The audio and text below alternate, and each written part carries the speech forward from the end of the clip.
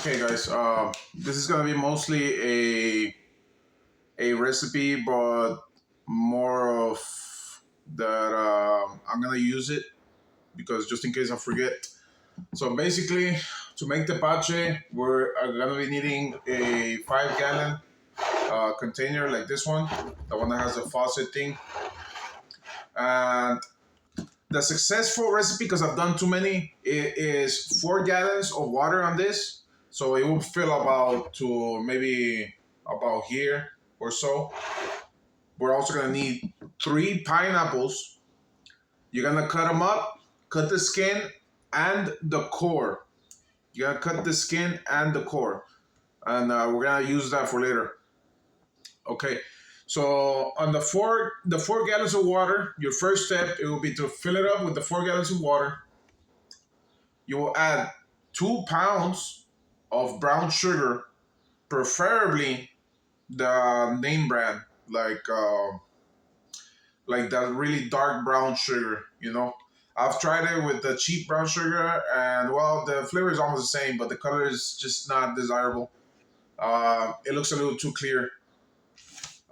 You may use piloncillo, but the thing with the piloncillo is uh, since it's so hard and so dense, you have to wait for it to break down in the water, and that is inefficient.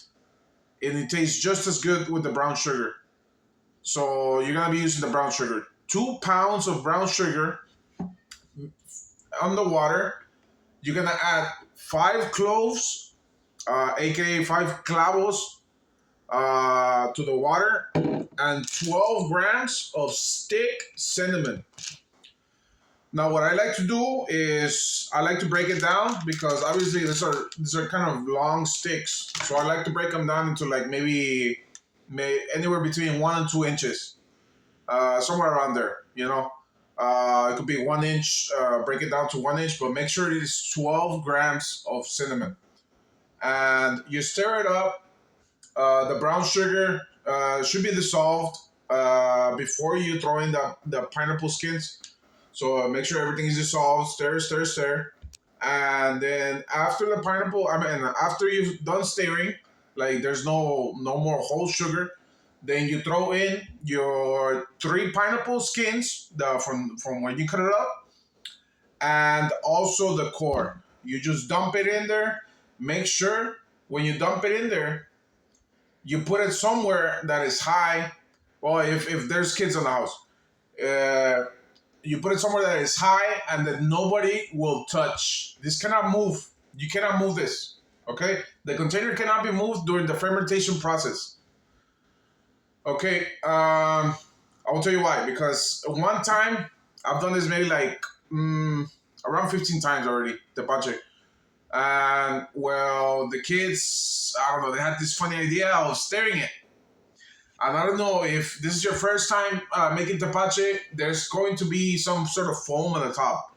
That's not good. If it goes into a liquid, well, it made it kind of slimy, and there was some sort of bacterial growth in the bottom, and it's just I had to throw out the whole batch. There goes 4 gallons of tepache. All right, so after you put the pineapples, you put it in a secure place. You may close this.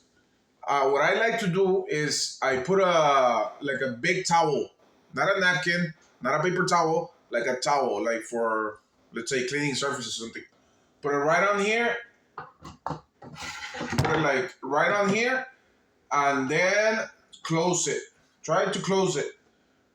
The thing is that if it needs to release pressure, which it will, it needs to release pressure because it releases carbon dioxide, I think it was. It will just explode. Okay. Well, I'm just gonna say it like that. Like it was just gonna explode. So, but if you put the towel as a form of gasket, then it will breathe in as much as it needs, or it will breathe out as much as it needs. So there goes that. Let me see what else. The fermentation process for me personally, it is between the perfect range is between 5 through 7 days.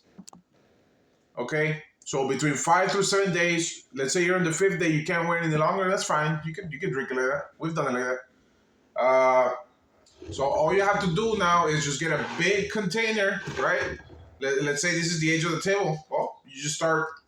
Well, before that, you put the big container and you put a strainer or something so you can filter it, because there's gonna be like chunks of the either the cloves or the cinnamon or maybe chunks of pineapple. You don't want that in the juice.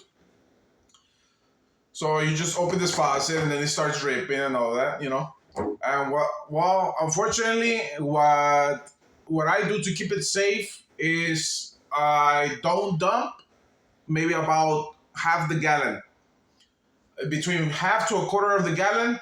Like, let's say it's dripping here, right? It gets up to about here. The foam is like about here.